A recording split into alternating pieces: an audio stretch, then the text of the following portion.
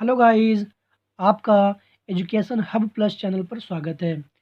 हमने पार्ट 1 में question number 1 से लेकर 20 तक डिस्कस किया।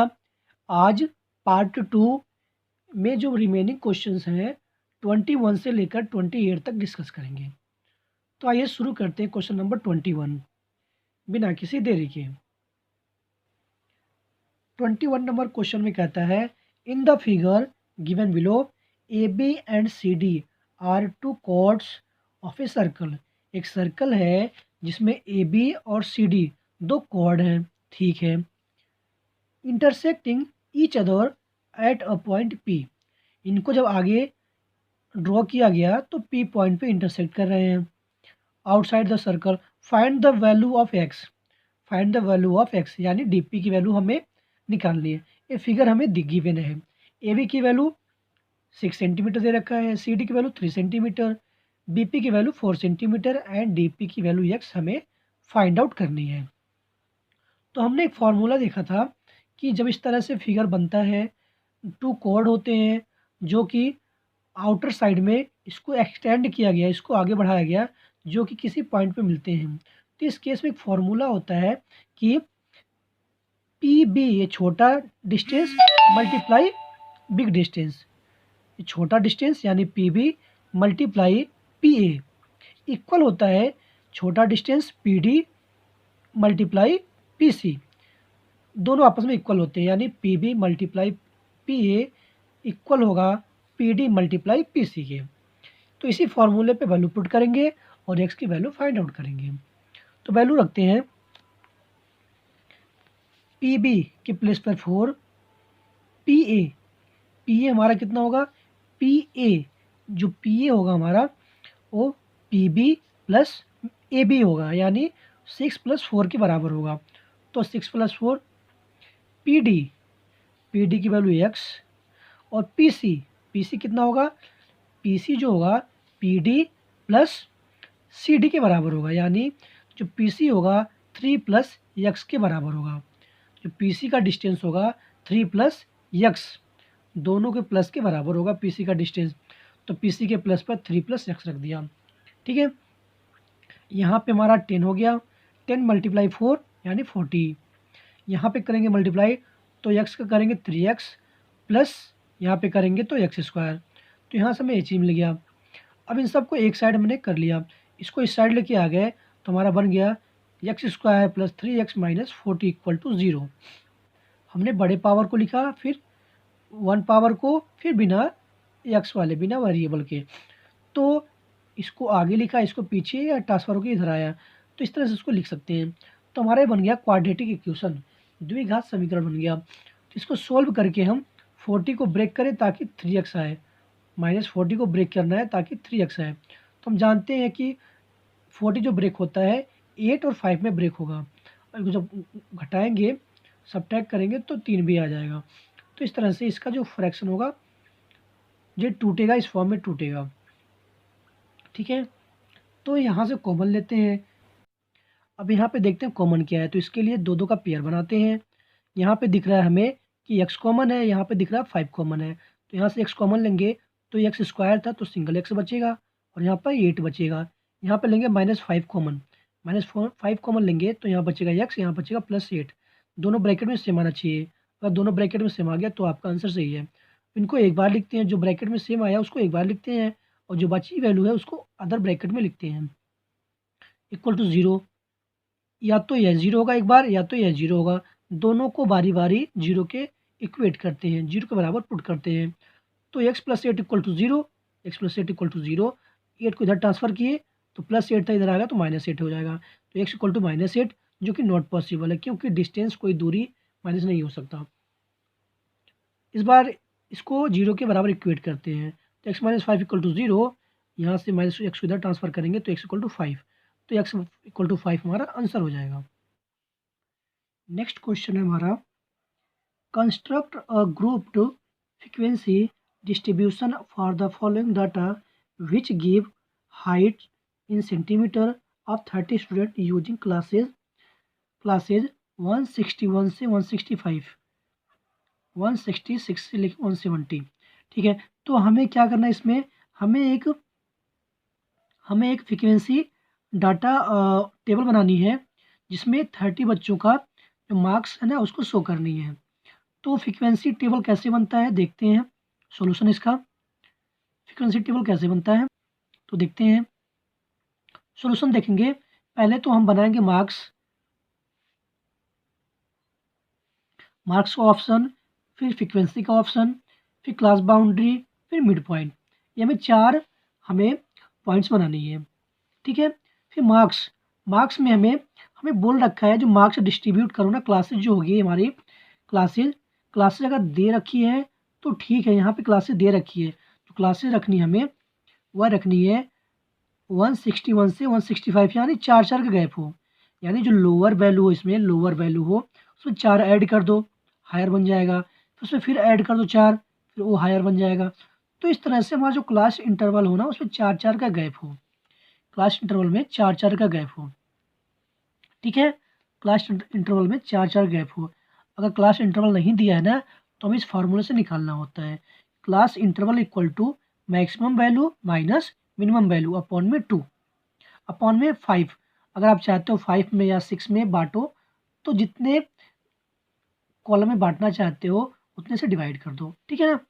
लेकिन यहाँ पे दे रखा है कि हमें कितना 4 का गैप करना है, तो ठीक है।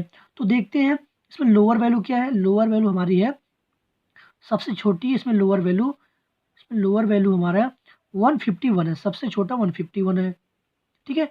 अब 4 इसमें ऐड करो तो 4 ऐड करोगे तो मिल जाएगा 55। तो यानी जो पहला हमारा टेबल बनेगा मार्क्स का, जो क्लास इंटरवल होगा 151 से लेके 155 तक होगा, ठीक है। तो पहला मिल गया। फिर इसके बाद अगला जो 156 से लेके 160 होगा, 4 ऐड कर दिया। फिर अगला जो होगा 161 से लेके 165 होगा, इसमें 4 गैप हो गया, 4 गैप होकर के हमारा यहाँ तक हो गया, ठीक है।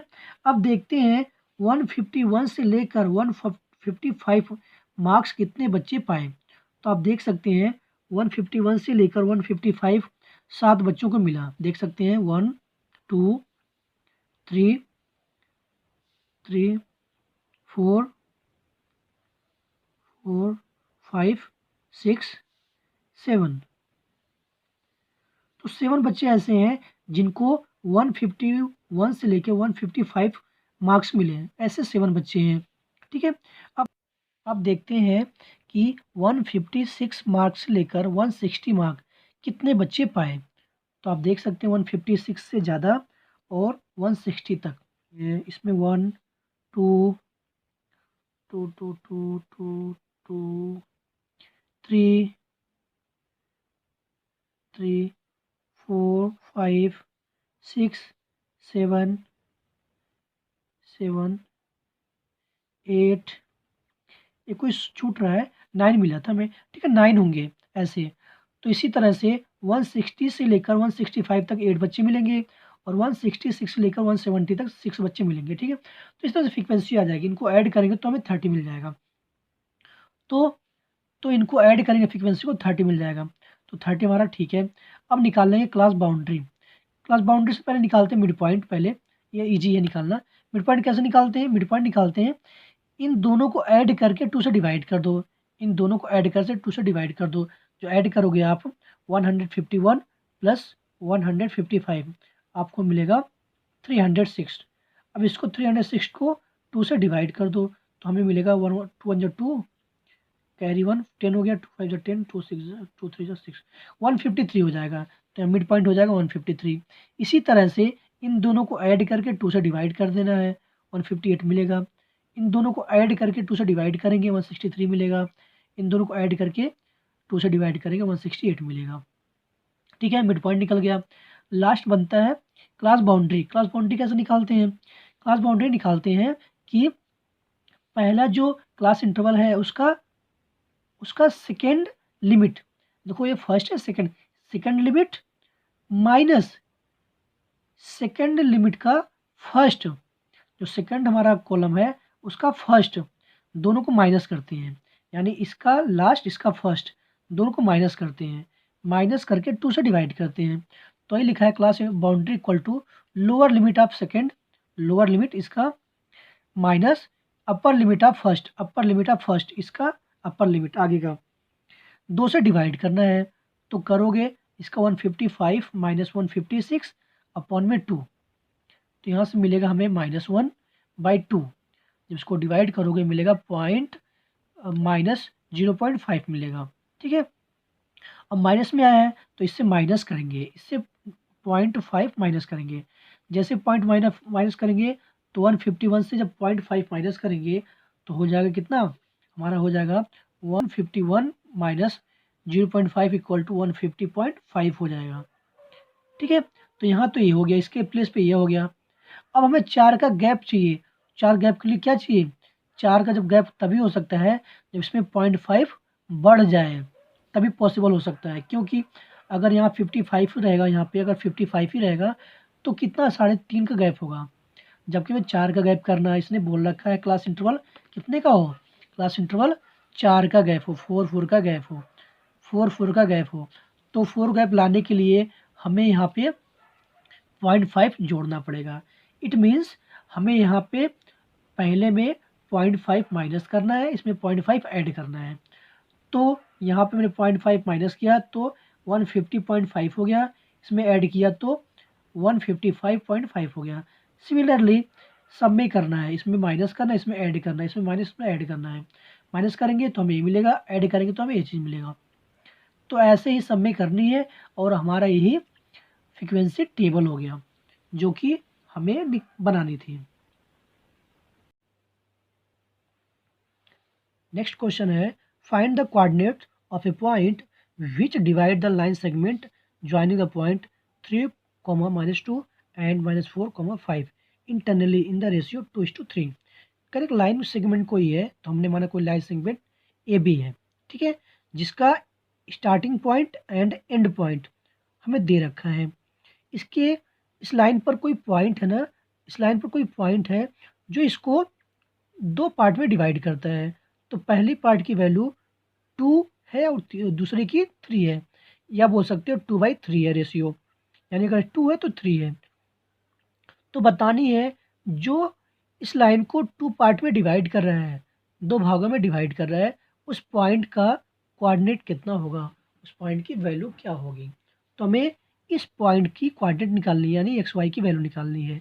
तो इसके लिए फॉर्मूला होता है हमारा कि एक्स की वैल्यू निकालने के लिए जो फॉर्मूला होता है वो होता है mx2 + nx1 अपॉन में m+n, और y निकालने के लिए जो फॉर्मूला होता है हमारा, यहाँ पे x के प्लेस पे y2 आ जाए, x के प्लेस पर y आ जाएगा। तो जो गिवन है लिख लेते हैं यहाँ पे, given points a equal to this, b equal to this. तो इसको मानते हैं x1, इसको मानते हैं y1, इसको मानते हैं x2, इसको मानते हैं y2, और जो पार्ट में डिवाइड हुए हैं 2 पार्ट में, पहले को मानते हैं m, दूसरे को n। तो m की वैल्यू हो गई, 2 और n की वैल्यू हो गई 3। तो m की वैल्यू 2, n की वैल्यू 3 हो गई। अब हमें जो फार्मूलेज होते हैं उसे पुट करनी है। तो value of point x equal to this.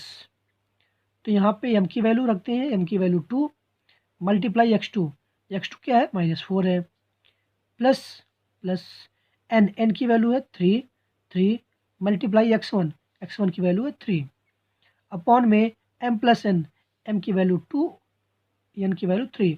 तो यहाँ पे दिस हो गया। इनको सॉल्व करोगे 4 2 ज़ा 8 -8 प्लस 3 3 ज़ा 9 अपॉन में 5।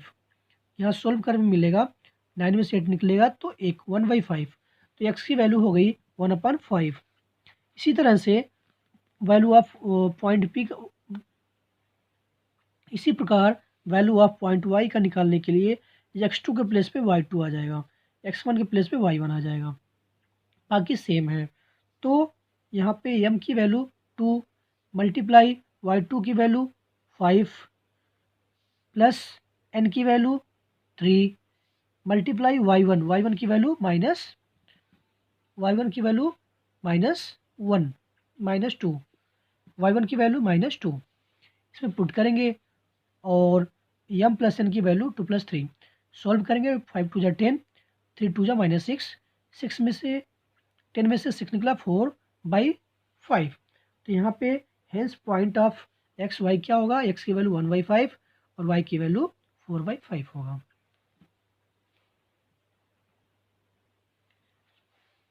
नेक्स्ट क्वेश्चन है 24, find the 20th terms of the AP -5 -1 3 7 11। कह रहे कोई AP सीरीज है, AP मतलब होता है अर्थमेटिक प्रोग्रेशन, गुणोत्तर श्रेणी बोलते हैं।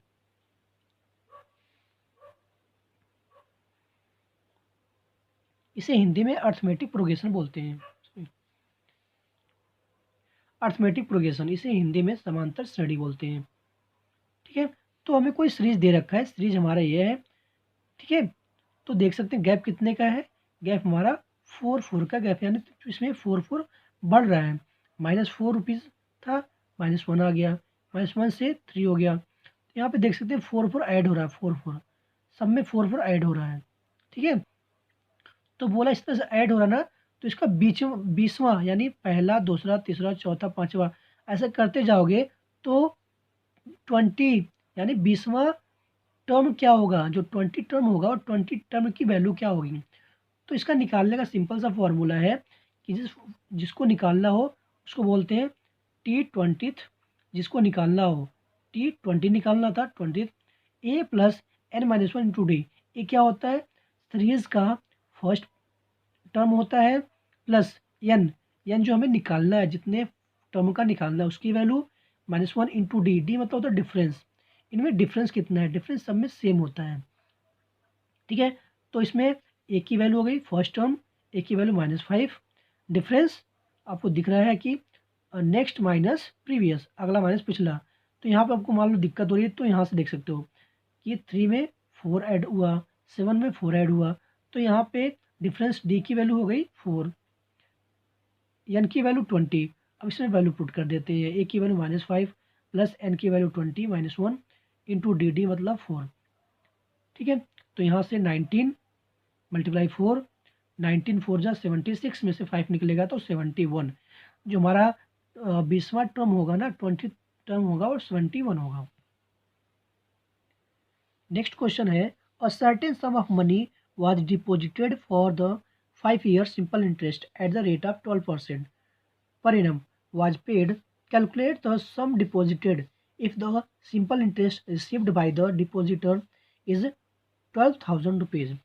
कह रहे कोई आदमी है ना, कोई जमा करने वाला कोई आदमी है जो कि कुछ पैसे जमा किए, उसने नाम नहीं बताया कितने पैसे, कुछ पैसे उसने जमा किए 5 सालों के लिए, और भी सिंपल इंटरेस्ट पर, और बैंक वो जो रेट उसे मिल रहा है ना वो 12% पर एनम, यानी हर एक साल 12% से वो ले रहा है इंटरेस्ट।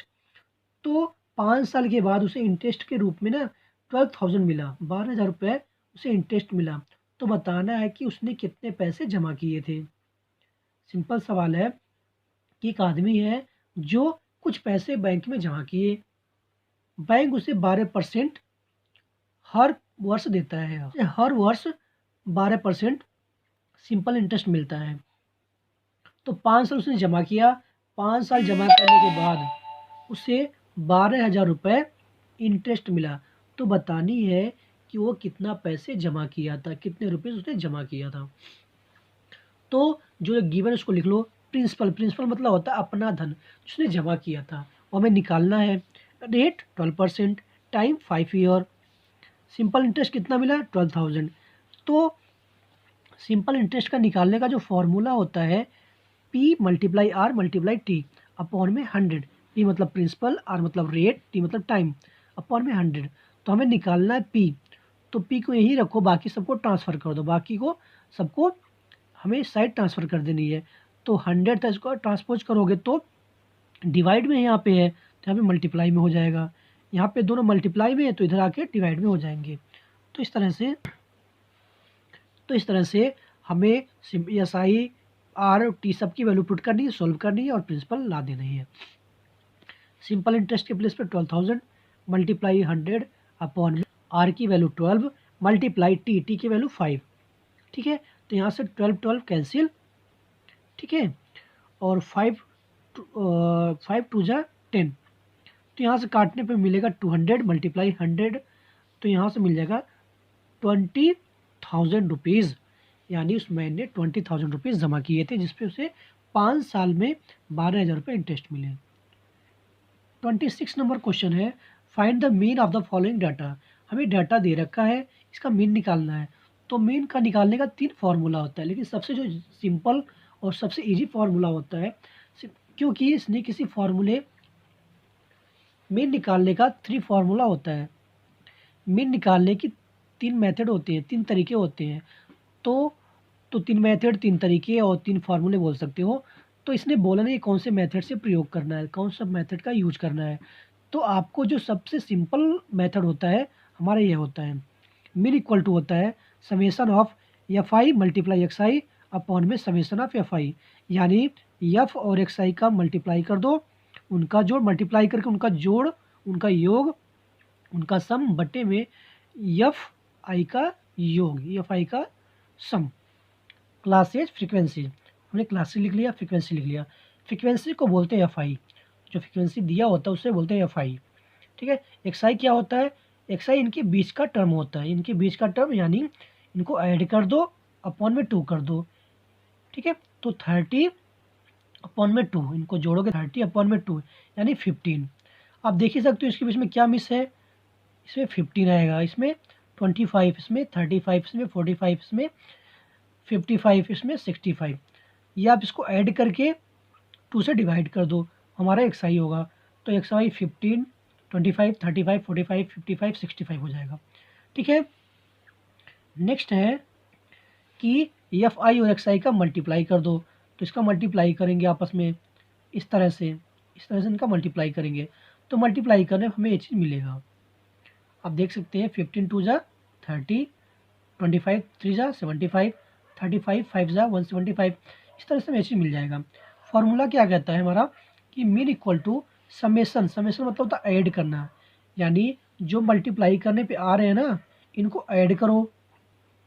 फिर एफ आई, एफ का भी समेसन करो, एफ समेसन मतलब होता है ऐड करना, इनको भी ऐड करो। इसको जो ऐड किए हो एफ आई एक्स आई का, इस एडिशन में एफ आई के एडिशन से डिवाइड कर दो, वही हमारा मीन निकल जाएगा। तो इसको ऐड करेंगे तो मिलेगा 1065, इसको ऐड करेंगे तो 25 मिलेगा। तो मीन इक्वल टू इसके जगह पे हमें इसे रखना है और इसके प्लेस पर इसको रखना है। डिवाइड करेंगे, 5 से काटेंगे तो 5 5 जा 25, 5 2 जा 10, 5 1 जा 5, 1 बच गया, 15 हो गया, 5 3 जा 15, कैंसिल आउट हो जाएगा। फिर से 5 से काटेंगे तो हमें ये चीज़ मिल जाएगा। तो इस तरह से हमारा यह इसका आंसर हो जाएगा।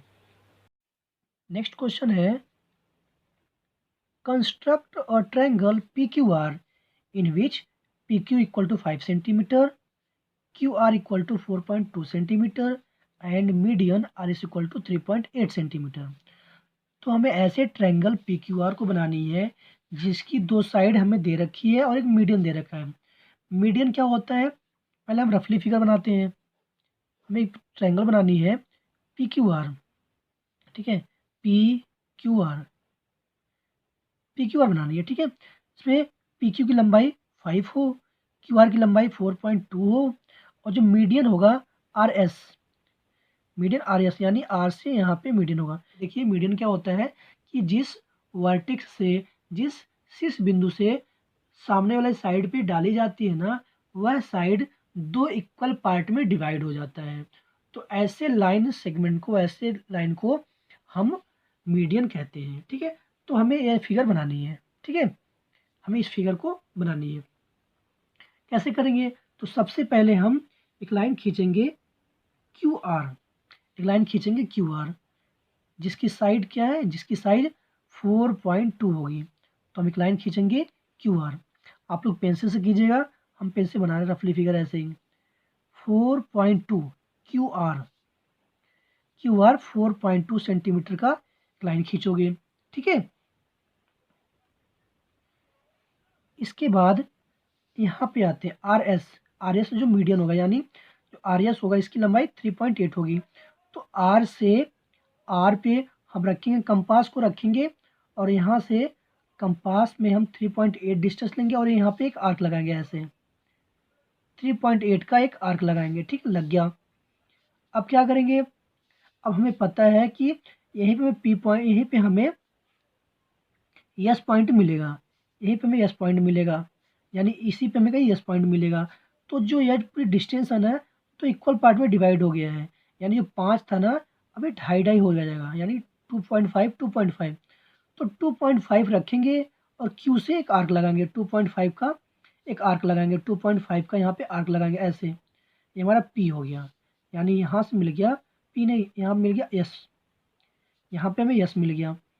ये हमारा 2.5 है, ये डिस्टेंस हमारा 2.5 हो गया, ठीक है।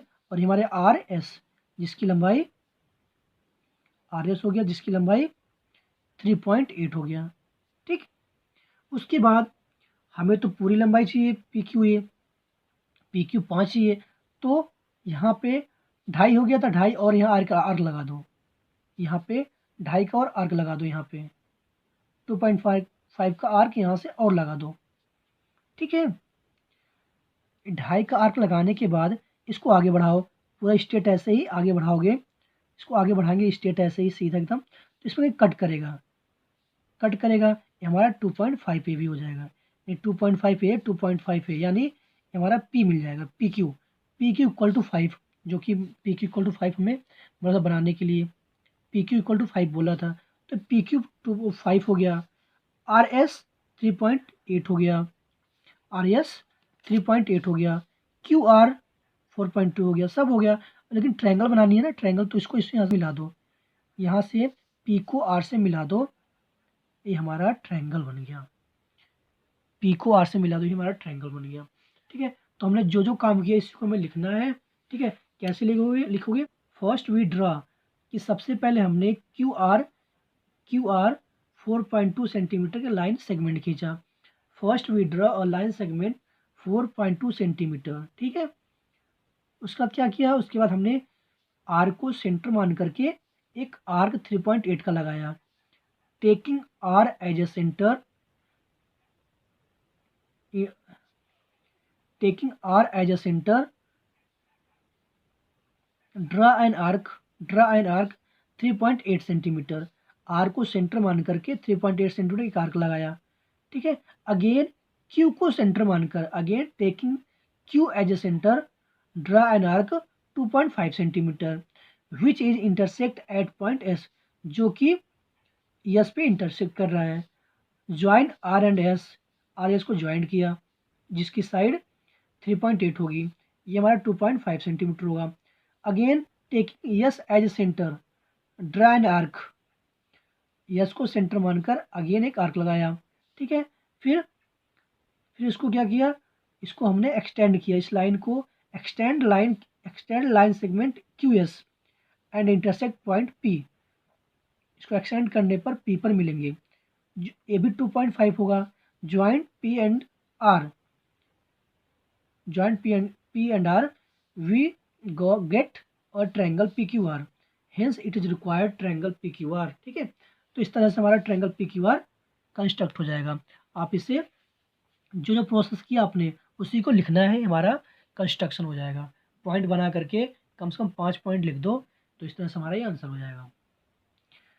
हमारे चैनल को इन क्वेश्चंस में कोई प्रॉब्लम हो आप हमें कमेंट कीजिए, और ऐसे वीडियो पाने के लिए हमारे चैनल को लाइक एंड सब्सक्राइब कीजिए। Thank you for watching.